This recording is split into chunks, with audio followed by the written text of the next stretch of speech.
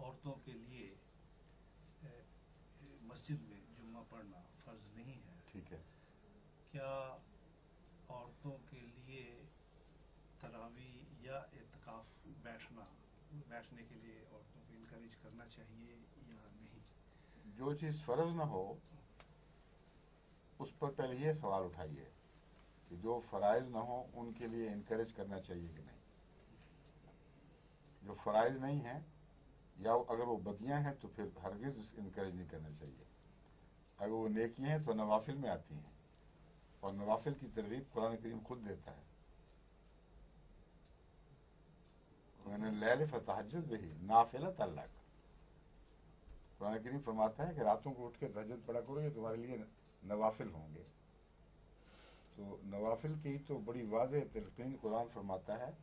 اس لیے اگر وہ دائرہ جو فرائض کے دائرے سے باہر کا ہے اس میں عورتوں کو ترغیب دی جائے تو یہ بڑی اچھی بات ہے. حضور میرا سوال تھا کہ مسجد میں آ کر وہ نفل ہی ہے نا، میں یہی بحث کر رہا ہوں.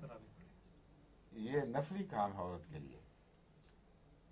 مرد کے لیے فرض کفایہ ہے، عورت کے لیے نفلی ہے.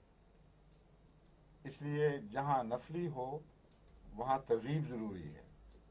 اگر مرد اب فرض کفایہ کے طور پر یہ نہ کریں تو مجرم ہو جائیں گے. عورتیں اگر نہ کریں گی تو مجرم نہیں بنیں گی، لیکن کریں تو بہت بہتر ہے ان کے لیے. اس لیے اچھی چیز کی تلقین کی جاتی ہے، نہ کہ اس سے باز رکھا جاتا ہے.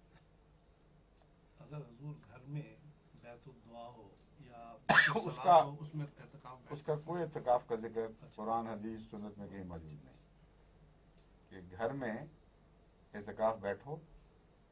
قرآن کریم کے نزول کے بعد اس کا کوئی ذکر نہیں ملتا.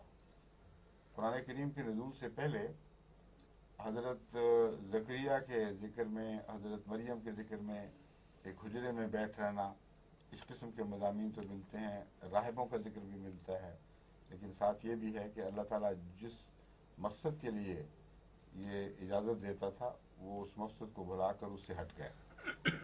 تو اسلام نے پھر راہب ہونے کی کوئی تلقین نہیں فرمائی، بلکہ اس کو منع فرمایا ہے.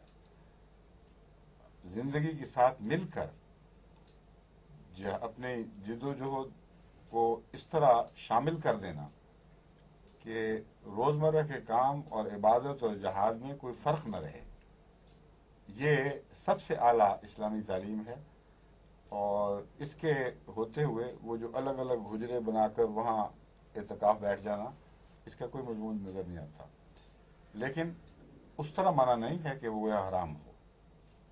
اگر کوئی بیٹھتا ہے تو اپنا فضول شوق ہے یا جو بھی ہے، نیکی کا جذبہ بہت ہے، تو ایک کونے میں بیٹھ کے عبادت کرے بے شک، لیکن اس پر اعتکاف کی شرطیں عائد نہیں ہوں گی.